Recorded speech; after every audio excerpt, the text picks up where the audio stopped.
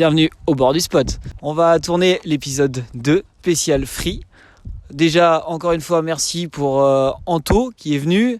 L'épisode a marché grâce à vous, donc continuez à partager, à liker et à commenter si ça vous plaît pas. Nous on essaye de faire évoluer notre délire petit à petit et aujourd'hui on va parler de quelque chose qui va pouvoir pas plaire à des gens parce que ce sera un peu sur route, du free. En tout cas, voilà, on va essayer de mettre en valeur ces deux petits loustiques magnifiques. Et petit message à Gisèle, je sais que tu vas te désabonner, je suis désolé mais aujourd'hui il y aura peut-être un petit peu de route. Place à l'épisode 2.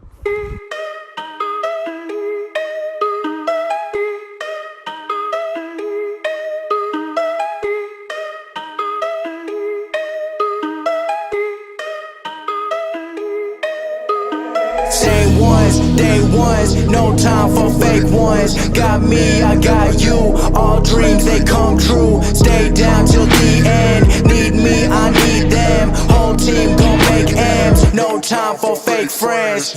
Too many people be calling my phone, but I never be picking it up. Got everyone that I need in my circle. I never be going and switching it up. Rocking with the people who been following me when I never thought it would've happened and I never got love. Now they wanna piggyback on everything I got. I never knew one from the bottom, but now I've had enough. Please stay away. Find a new hobby cause you've been too close to my personal space. Don't make me call out your names, but I'll go there and you gonna make me put you in your place. I'm tryna put my whole crew in a wraith. Came a long way from that minimum wage. Funny how money be bringing out people who never remember the time that they paid. Count it up on my two hands. If you wanna talk, I need two bands. I don't play around with no loose ends, and I never wanted no new friends. I keep it real, you can ask the fans. Don't get involved if you're not my fan, but if you were willing to sacrifice when I roll the dice, then I'm counting you in. Same ones, day ones, no time for fake ones. Got me, I got you. All dreams they come true. Stay down till the end. Need me, I need them. Whole team gon' make M's. No time for fake friends. Ain't about money, it's about being loyal. Cause when I had nothing, they stayed on my soil. The grass might be greener on the other side, but not for the ones who left me out to dry. I can forget, but I never forget. Money is power, but can't buy respect. If you've been focused on credit or debit, then I'ma pay you a reality check. Some of the richest be feeling depressed. Material shit don't compare to the rest. I move around with my real ones, making memories worth millions. Goddamn, part of the plan. Do what I do and I do it for them. 7 a.m. and I'm going to bed. I can't let the competition get ahead. I've been going like I never gotta run. I wanna stop it. I've been thinking about the people who be talking about they love it, and I know I gotta keep on winning. Never gonna give into the negative energy, cause I gotta go and get a foot up. Same ones, day ones, no time for fake ones. Got me, I got you. All dreams they come true. Stay down till the end. Need me, I need them. Whole team gon' make M's. No time for fake friends. Allez, place à confessions intimes. Du coup, nos riders du jour, aujourd'hui c'est un au bord du spot un peu particulier. On est sur la street, le free, avec nos gars sûrs, tu vois. Et on va parler un peu de choses pas très légales ou légales. Et avec nos deux riders qui sont parmi nous aujourd'hui, ils vont se présenter. Alors salut, moi c'est Tom, j'ai 29 ans, je roule en 636 depuis maintenant 6 ans et j'habite à Rouen. Moi c'est Roméo, je viens d'Île-de-France, je roule sur un Jex, ça va faire à peu près 5-6 ans que je fais du stunt. On va parler un peu free, moto. Du coup, dites-nous comment vous êtes arrivé à faire du free. Pourquoi vous avez choisi faire du free, pas du spot. Qu'est-ce qui vous a emmené sur cette discipline qui est clairement une discipline, je pense qu'on est tous d'accord. Pour moi, est lié le stunt, la base du stunt, toutes les premières vidéos de stunt qu'on pu sortir viennent du free, de la street. Donc voilà, donc je valide clairement ce que vous faites, mais je veux savoir comment vous êtes arrivé à ça. Compliqué de répondre à ça, je pense qu'on va répondre tous les deux, mais moi j'ai d'abord commencé par le spot pur avant tout, et je pense que c'est surtout les vidéos qu'on regardait tout à l'heure sur ta télé, là, les vidéos des Street Fighter américaines, etc. Et du coup on s'est lancé, on a essayé une fois, on a kiffé, enfin moi personnellement j'ai kiffé et j'ai pu lâcher le truc quoi. Donc après tourner, faire les circles sur un parking c'est quand même cool d'être avec les potes et tout, mais on sait qu'en situation actuelle pour les spots et tout c'est un peu compliqué. Au moins sur la route on est un peu libre, entre guillemets, de faire ce qu'on veut si on se fait pas attraper. Et puis voilà, on peut aller rouler quand on veut, si on veut aller au McDo en moto, personne nous l'interdit quoi, donc pour l'instant, on en profite tant que ça dure. Moi, le truc qui m'a... Enfin, la première fois où j'ai vu vraiment un free et que ça m'a motivé à le faire, c'était à l'époque les Street Ride Bastard qu'ils faisaient à Paris. À l'époque, je venais d'avoir mon permis, j'avais un SV, j'y avais été et je m'étais dit, waouh, truc de ouf, quoi, grosse claque, t'arrives, tu vois, tout le monde en wheel, sur route. Vraiment un truc bien organisé et tout, c'était vraiment super sympa.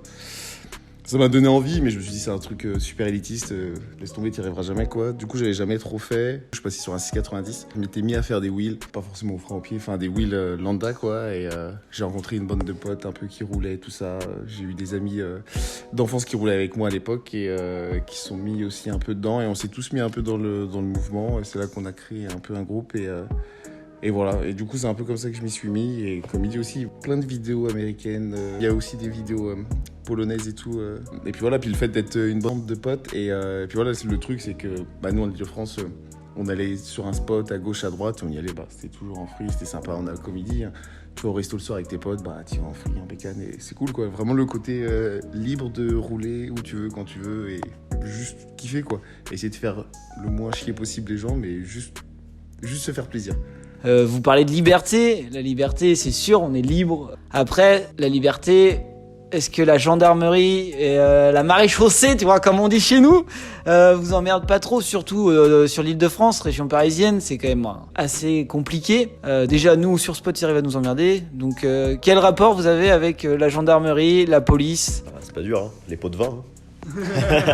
Non, mais après, sur un spot, c'est différent parce que t'es sur ton spot toute la journée et tu peux te faire dénoncer par quelqu'un et ils viennent, ils savent où te trouver. Mais sur la route, après, c'est si bonheur la chance. Soit tu les croises, soit tu les croises pas, et c'est souvent le cas, on les croise rarement. Croiser une patrouille, il faut vraiment pas avoir de chance ou vraiment que tu cherches les problèmes et que tu tournes vraiment genre toute une après-midi sur la même route, quoi. Si tu passes, tu fais ton wheel sur une portion d'autoroute ou de voie rapide et que comme on disait avant, tu vas au McDo, tu traînes pas, donc si tu les croises pas, t'as de la chance. Mais après, on a déjà eu quelques petites expériences. On s'est fait arrêter, après on n'est pas là à jouer avec le feu, à les provoquer ou quoi.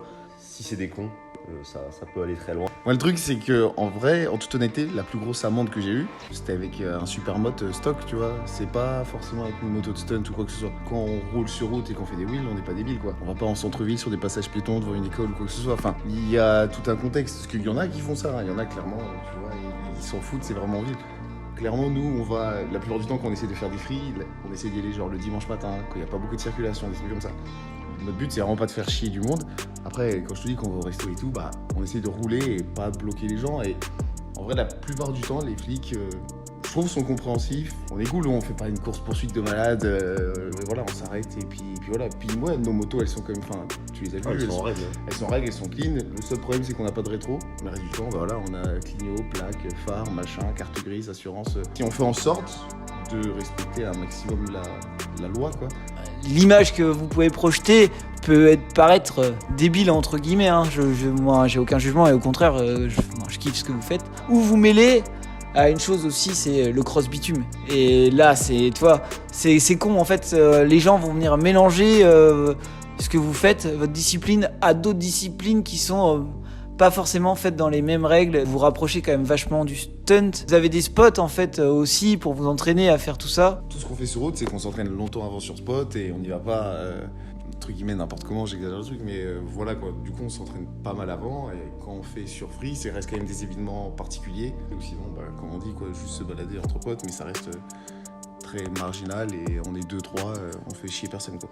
En général, t'as 3 types de personnes. T'as soit le mec qui va passer, qui va juste doubler, qui s'en bat les couilles. Soit t'as le mec qui va être avec son gosse, qui va kiffer, soit ils se mettent à côté, ils vont faire des pouces, ils vont filmer, machin. Ou soit t'as le mec qui va t'embrouiller en fait, qui va te dire que t'es inconscient, fais pas ça, qui va te faire des grands gestes, qui limite qui va nous mettre en danger nous, et parce qu'il va te faire des zigzags, des queues de poisson, etc. Souvent quand on fait des free en période de fin d'année, genre Halloween, Noël, les gens ils nous kiffent, tu vois. Parce qu'on est déguisés, machin, et par contre le reste de l'année, ils nous cassent les couilles, tu vois. Alors que c'est la même chose en soi. T'as juste un déguisement sur le dos, et par contre, quand tu fais ça pour Halloween, que t'es déguisé, et pour Noël, en Père Noël, les gens ils kiffent à mort, quoi. Du coup, tant qu'on est sur l'image, parce que je pense que ce qui va interpeller dans cette vidéo, parce que quand vous allez voir, on a fait des plans sur route fermée à la circulation.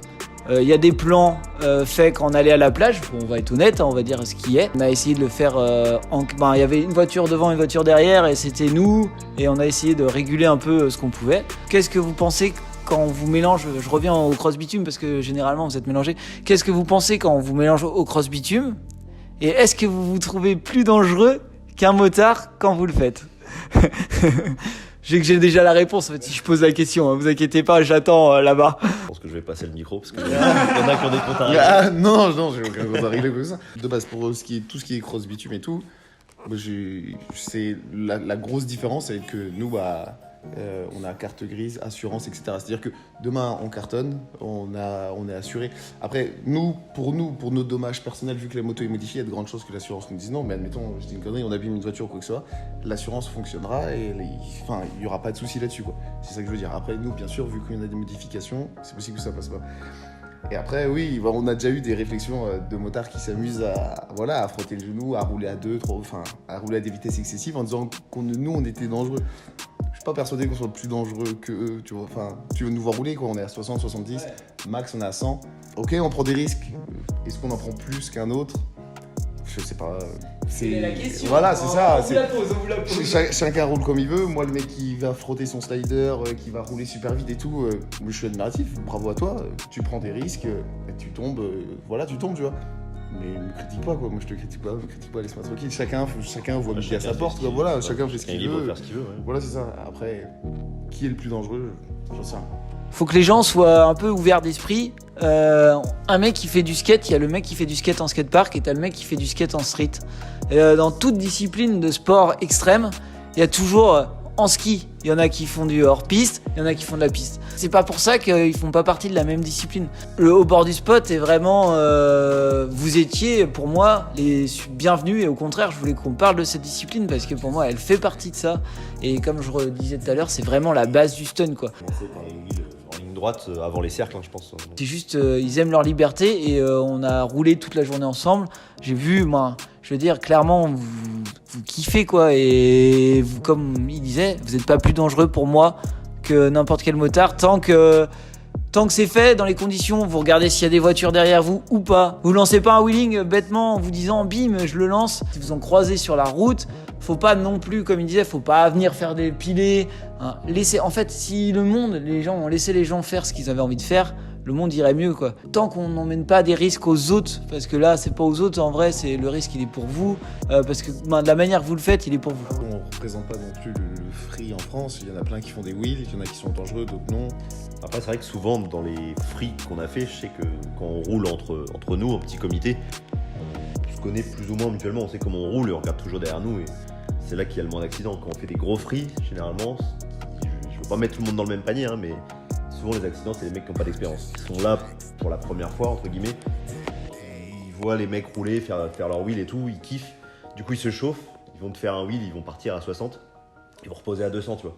Et souvent, ça cartonne à chaque fois, ça loupe pas en tout cas. On va partir sur un peu la vie privée des gens pour faire voir qu'on n'est pas des cassos. Il va au travail, donc vous avez un travail. Je veux dire, voilà, il faut payer les brels, ça vaut des couilles. C'est rouler, comme tu disais Roméo, tu sais rouler aussi sur 2 roues, lambda. Tom, c'est pareil. Voilà, c'est les motos. Les motos, vous savez, les utiliser. Le free, c'est vraiment un coup de kiff. C'est comme le mec qui met un coup d'axel, quoi. Et voilà. Du coup, je trouve que les gars, vous parlez beaucoup de resto, tu vois, l'alimentation et le sport. Est-ce que vous faites du sport et comment vous alimentez? Est-ce que vous faites attention à votre fit physique pour le street?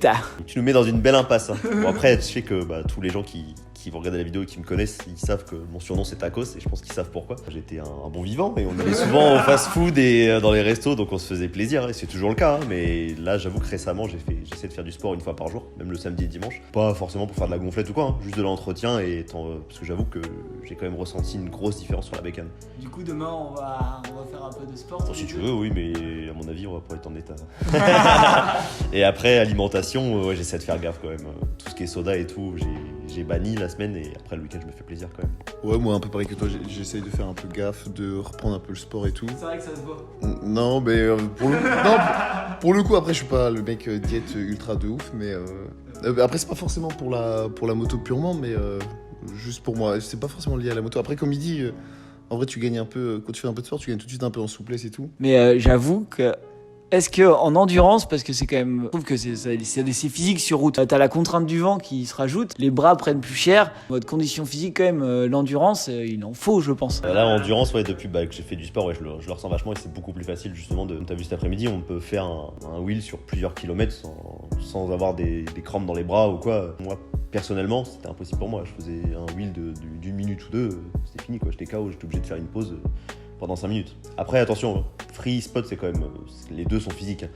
Mais moi, personnellement, j'ai une grosse différence maintenant et beaucoup plus d'endurance. Moi, du coup, vu que je fais pas énorme de sport, bah, j'apprends à regarder, tu sais, les bosquets, les bâtiments. Je me dis, ah là, ça va souffler, fais gaffe. et du coup, je repose avant, tu vois. Tu gagnes vachement en aisance sur la moto. Après, tu fais quand même du sport aussi. On va reprendre un exemple de cet après-midi. T'as quand même des bras. Et donc, je pense que tu les avais pas vus cet après-midi. C'est arrivé une petite catastrophe à mon avis. Alors en gros, on était en free, j'ai voulu faire un assez long scrap et... Très gourmand. Voilà, assez long et en fait j'avais plus beaucoup d'essence dans le réservoir, du coup ma pompe à essence a déjaugé et du coup le moteur a coupé, mais une fraction de seconde et il s'est relancé direct. Donc du coup ça m'a fait reposer un peu violemment, on va pas se mentir. Et ouais, sûrement que si j'avais été très gras et avec 100 bras ou quoi que ce soit, possible je passais par l'avant quoi. Mais est-ce que vous avez eu des grosses blessures en faisant du free? Pas vraiment grosses blessures, mais j'ai eu plusieurs côtes fêlées, des dents pétées, scaphoïdes. Moi, je pense que tous les mecs qui font des stoppies ils connaissent ça. Et j'ai surtout eu là récemment les 2 genoux ligaments croisés internes, plus le ménisque cassé. C'est pas au free, c'est sur spot. Oui, mais c'était entraînement free, donc oui, c'est quand même un accident de moto et c'est lié à la moto en tout cas, enfin lié au stunt. Moi j'ai eu, à l'époque quand j'étais en supermode, je me suis retourné, je m'étais bien fumé la jambe. Il y a pas longtemps en coaster, je me suis luxation d'épaule et le coude cassé et trauma crânien. Souvent en fait quand on tombe, Deux fois, on essaie de faire de nouveaux tricks. Mais donc route, 90% du temps c'est sur parking quand je suis. Souvent sur la route on fait des tricks qu'on est sûr de rentrer quoi. On va arriver sur la fin de Confessions intimes, parce qu'on a quand même, je pense, bien parlé du free, de votre pratique. J'espère que ça va véhiculer une bonne image. C'est notre but au bord du spot, c'est vraiment de réussir à avoir une belle image de vous. Les gens comprennent un petit peu mieux. 2 dernières petites questions. Votre trick préféré? Pas vraiment, mais c'est plus tout ce qui est lié au foot break. Décalé one end ou même un wheel assis, c'est vraiment ce que je kiffe. Mais ça, c'est un art qui se perd. Hein. Ça, vraiment, il y en a beaucoup qui ignorent l'existence de cette pédale là, qui est juste derrière là. Donc, le frein en pied, les gars, le frein en pied. Tu me demandais tout à l'heure si j'avais un message à véhiculer. Bah voilà, c'est ça. Hein. Je pense que une pédale de frein en photo là dans la vidéo pour montrer aux gens que ça existe quoi. Voilà, en ce moment je suis pas mal coaster. J'ai appris il y a pas longtemps, j'aime beaucoup. Ouais, voilà. Coaster rupteur, voilà, le moteur aime moins, mais voilà. J'aime bien tous les tricks dans le réservoir, tous les tricks frein en pied, j'aime un peu tout quoi. En fait, tout ce que je fais, c'est des tricks vraiment qui m'attirent. Tu me verras pas faire de drift parce que c'est pas trop un truc qui m'attire. Beau ce que vous faites, donc déjà moi I love. Tous les petits gars qui sont là, je pense que vous avez tous kiffé l'après-midi et ce que vous avez vu. Ouais. Allez, ils font leur timide. Place à Pornbike. Aujourd'hui, présentation de moto de free. Les gars vont nous expliquer les différences entre le spot, le free. On vous laisse sur des belles images.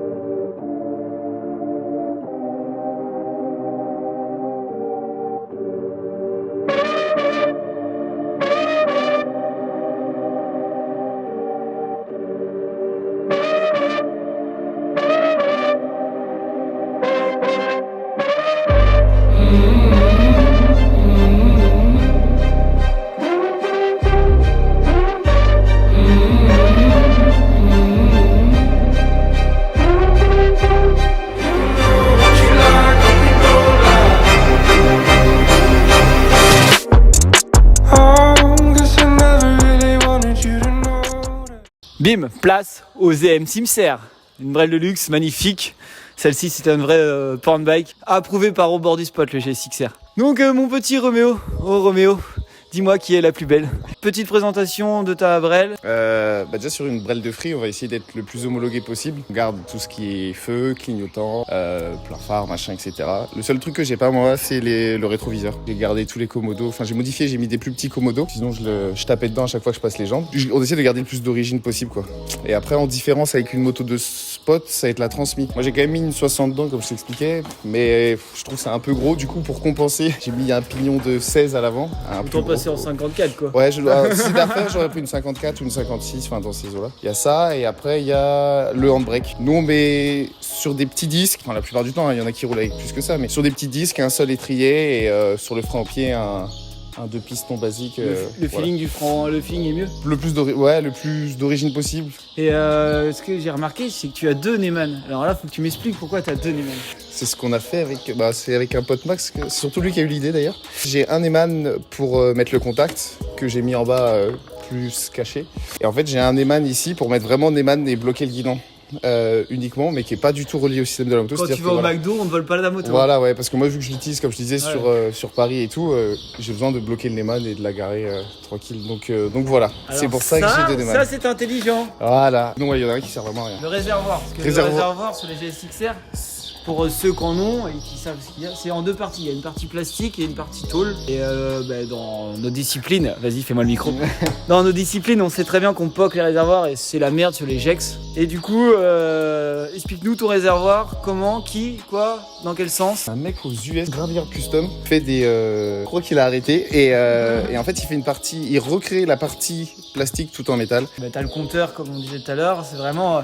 c'est le plus stock possible dans notre discipline, quoi. La seule grosse modif entre guillemets, c'est le bâti, parce que sur les Jex ils sont en aluminium, ils sont super fragiles. J'ai commandé au Mexique. Et voilà, après. On va faire le tour du monde avec ça. Les États-Unis, le Brésil, le Mexique. La selle aussi vient des US, la platine. Après. C'est Stan qui a fait les cages. Ouais. Ça vient les platines renforcées, ça vient de Pologne. Il y en a de plus en plus en spot qui en mettent, avant j'en voyais pas énorme, mais aussi quoi que quand même. Ah si, il y en a pas mal qui le font en spot. J'ai un fournisseur qui m'en a fourni, moi, c'était cool. Ah ouais. et non, nous on fait ça parce que c'est en titane, c'est bien plus résistant que de l'acier, donc ça s'use moins vite. Les photos, les vidéos, c'est canon, quoi. Ah oui, par contre j'ai été obligé de faire une carte sur celle-ci, ouais. Sur les normes anti-pollution, Euro 4, 5, je sais pas, je suis perdu. Sur celle-ci, ils ont plein de brides. Dès que tu coupes les gaz, ça coupe l'injection pour des économies de carburant. Et du coup, ça fout la merde quand t'as un wheel. Dès que tu coupes, ça coupe l'injection, c'est chiant. Et t'as un délai de latence quand tu remets gaz. Et donc là, ça permet d'avoir toujours, je sais pas comment expliquer, mais toujours. Que t'avais toujours le gaz. Ouais. On va parler un peu au monnaie, tu vois. Bien, ça t'a coûté. Sans les 3 brels que t'as explosé. Non, la moto, je l'ai payé 4200 €. Et après, les équipements, le réservoir, je sais même pas comment j'ai payé, je crois à peu près 300 balles. En fait, les gros trucs. 500, il y a Tom, il fait 500 derrière. 500 avec la peinture. Ouais. Ah oui, avec les frais de douane, voilà, c'est ça. Ouais, les frais de douane. Ah ouais, il y a ça, les frais de douane qui m'ont baisé. Pour la platine aussi, je me suis fait baiser pour les frais de douane, ça m'a coûté un peu cher. C'est le problème quand tu prends aux US. C'est ça, ouais. Pays, quoi. C'est ça. Et après, les cages, c'est Stan qui me les a faites. Les autres, c'est un peu de la bidouille. Les RSC, les clip-on, je les ai achetés. On va dire que, en gros, t'as une brelle à 5500 €, quoi. Ouais, je pense plus quand même. 6000 ? Je me rends pas compte, ouais. Qui dit mieux ? Je dirais 6500. Juste le prix, les gars. Je pense, ouais, dans les 6500, elle m'a coûté en tout. Une brelle qui est solide, qui est belle, pour le faire du free, quand même une route, quelque chose qui tient la route, quoi. Ouais. Donc là, en fait, ouais, faut pas que ça coupe quand on est sur route, quoi. Donc, ouais, tous les moyens pour être sûr de pas avoir de soucis, quoi. D'accord. Pas grand chose de particulier, quoi. Ok, guys. Allez, place à Tom. Du coup, place à la deuxième, avec le beau gosse, Tom. Du coup, tu es monté comment ? Explique-nous. Je suis bien monté. On va présenter le 636. Est-ce qu'il est à présenter le 636 ? C'est une moto archi connue dans le milieu, sur spot, sur free aussi, dans le stunt en général. Mais déjà, premier truc sur ta brelle, c'est la peinture, quoi. Elle est magnifique. Bah là, je pense que je peux remercier mon frère parce qu'on a beaucoup bossé sur cette peinture. C'est vraiment chiant à faire. Donc si je la casse, je le referai pas. Mais c'est vrai que c'est joli et je pense que ceux qui connaissent le stunt aux États-Unis et le free surtout, je me suis beaucoup inspiré de la moto de Guru à l'époque quand il avait son 2003-2004. Donc pour moi, c'était un mec qui me faisait rêver et sa bécane aussi. Et vu que maintenant il roule en ZX6 2009, je me suis permis de reproduire un peu sa brelle entre guillemets, quoi. Eh ben c'est canon parce que moi, c'est sûr, toi, c'est lambda, on parle V motard quand on parle peinture dans notre monde. Mais là, on pouvait que en parler. Autre modification sur les 2003-2004, c'est le train avant. Tu adores les stoppies. Donc du coup, quel train avant tu as mis dessus? Pourquoi? Du coup, il n'y a plus rien d'origine sur le train avant. Alors la fourche, elle est d'origine d'une ZX6 2007-2008. Juste rien de particulier, joint SPI SKF. Et puis il y a quand même un réglage. J'ai un pote qui s'y connaît un peu en réglage de suspension, donc il m'a beaucoup aidé. Et roue ZZR 1400, donc beaucoup plus lourde mais beaucoup plus solide parce que celle de ZX6, on connaît un peu, c'est très fragile. Les disques aussi ZZR, donc en 310 mm, très récent, avec des étriers de R6 d'origine aussi, donc ça s'adapte sans modification. Tout s'adapte sans avoir à raboter les étriers, à mettre de cale ou quoi. Colonne de direction d'origine, le T de fourche qui n'est plus d'origine, donc avec les bocaux intégrés de chez Crew Garage en Pologne. Amortisseur de direction pour les stoppies aussi. Ça, c'est une magnifique pièce. Un GPR, je veux dire, c'est pareil. Ça coûte un billet, mais moi je sais que je m'en sers beaucoup, que ce soit pour les stoppies ou même pour les wheelings, parce que souvent quand on roule vite, quand tu reposes et s'il y a des défauts sur la route ou quoi, ça m'a sauvé plusieurs fois quand même. Donc moi je sais que j'ai tendance à régler sur une dureté qui est assez rigide, donc je me suis habitué à rouler avec et je pourrais plus rouler sans maintenant. C'est vrai que tu as quand même des magnifiques pièces déjà sur ta moto. Du coup, pourquoi vous avez les mêmes, je crois, des leviers réglables et les clip-on. Ouais. Ils sont déjà, en vrai, c'est la première fois que j'en vois et j'avais jamais vu ces Reos ça. C'est pareil, c'est des pièces magnifiques. Hein. Vous êtes buté en tout cas sur la qualité de la chose. Après, comme je dis, vaut mieux investir une fois dans une bonne pièce de qualité que de racheter 5 fois des pièces qui vont péter. Comme tu peux le voir, en fait, ça coûte cher, tu vois, mais c'est des pièces usinées en alu taillé masse. Mais tu peux tout changer, en fait, tous les tubes se démontent. T'as pas de filetage, en fait, c'est des boulons et des écrous. Donc si tu foires un filetage ou un écrou, t'as juste à le changer. Donc après, c'est sûr que si tu fais les tonneaux, tu vas les abîmer. Hein. Ça, malheureusement, on peut pas y éviter. Choix de clip-on parce que beaucoup plus simple pour passer les jambes, je pense, pour tricher un petit peu. Mais puis après, voilà, le fait de pouvoir le régler dans tous les sens, que ce soit en hauteur ou en inclinaison, c'est quand même un kiff. Après, chacun a ses préférences. Et du coup, après, comme on disait tout à l'heure, moto le plus stock possible. La moto est quand même poussée à fond pour que ce soit une brelle stock, que sur la route, il n'y ait pas d'emmerde avec la marée chaussée. Vu qu'on a fait un peu la même présentation, vous avez des motos très équivalentes, que ce soit encore des selles achetées moto. En gros, dans le free, vous êtes quand même, les motos se ressemblent en point de vue équipement. Voilà, pour le freinage surtout. Ouais, freinage. Après non, il y a quand même des gars qui roulent en free avec des 4 pistons, mais pour le frein en pied je parle. Mais ouais, c'est vrai que c'est quand même plus commun de voir des étriers d'origine en fait. Je sais que pour ceux qui utilisent beaucoup le foot brake, souvent c'est comme toi, comme Roméo, c'est des étriers d'origine parce qu'on a un meilleur feeling avec et ça fait amplement le taf. Là c'est un petit disque aussi, c'est un 260 mm je crois, donc c'est quand même beaucoup plus petit que ceux qui font du spot. Mais c'est plus grand que l'origine quand même. Ça fait le taf hein, parce que mine de rien j'ai jamais de surchauffe avec, alors que des fois on fait des wheels sur plusieurs kilomètres et ça surchauffe jamais. Bon, c'est étrier d'origine et pour le handbrake un 4 pistons en radial. Brembo quand même. Un Brembo, ah ouais. Il freine, franchement, juste à descendre la moto tout à l'heure. Ouais, souvent quand les gens ils tâtent, ça freine fort. Après, j'ai un Akosato en 16-18, parce que ça c'est souvent une question qu'on me pose aussi. Ouais, c'est très rigide, mais ça freine fort. Souvent une réflexion qu'on se prend quand on arrive sur des rassos, c'est oh les gars, vous tombez jamais ou vous roulez jamais, mais après tu nous as vu rouler en fait. Vu qu'on fait quasiment pas de spot, en fait on passe pas nos week-ends à acheter la brelle par terre. Quand tu t'entraînes à faire du spot, forcément tu vas acheter ta moto et nous on fait de la ligne droite et après par contre si on tombe ça coûte beaucoup plus cher généralement qu'une simple chute sur spot, donc si on peut éviter de la faire tomber c'est quand même mieux. Donc, comme tu peux le voir, regarde les tampons sur les cages. Ouais, ils ont pas de traces. Pas de traces. Après je l'ai remonté il y a 1 an et demi cette moto et j'ai pas pris de grosse gamelle pour l'instant avec, donc pourvu que ça dure. Et dernière, c'est la couronne parce que ça fait partie des éléments normalement qui sont pas équivalents free spot. Mais tu vois, avec Roméo, je suis choqué que vous avez quand même des couronnes encore assez grosses. Assez grosses. Mais moi, toujours la couronne, ouais. Moi, j'ai envie de changer, j'ai envie de redescendre. J'aimerais bien passer sur une 54 quand même, parce que là, je suis d'origine à l'avant, donc en 15, et à l'arrière 58. Et pour moi, je trouve que c'est encore un peu trop court sur la route. Est-ce que les crash cages servent en free réellement ? Je la pose comme ça, merci. Alors, on a des potes suédois justement qui font beaucoup de free aussi et ils roulent sans cage. Parce que justement, eux trouvent que quand ils font des chutes en free, les cages provoquent plus de dégâts sur la moto que s'il n'y en avait pas. Souvent, ils arrachent les cadres complètement et les moteurs aussi. Ils cassent beaucoup de culasses, etc. Donc, ils roulent sans cage. Nous, pour l'instant, ça nous est jamais arrivé. Et vu qu'on fait un peu de cercle, je pense que c'est quand même mieux de les avoir. Là, après, je t'avoue que j'ai remis mon cadre d'origine, donc il n'est pas du tout renforcé. Il est d'origine. Et quand je la fais tomber de temps en temps, si ça arrive, pour l'instant, ça n'arrive pas. Je vais pas Je vais pas faire le malin, quoi. J'ai une petite goutte de sueur qui va couler. Mais non, c'est. Bah, tu connais après un mythe, la ça. réputation des cadres de 636, c'est un peu légendaire, quoi, comme les pieds de fourche d'origine, etc. Quoi. Les Donc, pieds de fourche, c'est pas légendaire. Hein. Non, c'est pas légendaire pour le coup, mais les cadres pour l'instant, ça fait. Roswell, tu vas voir s'il va dire que c'est Oui, légendaire. oui, je sais, ouais, ah ouais, la clavicule.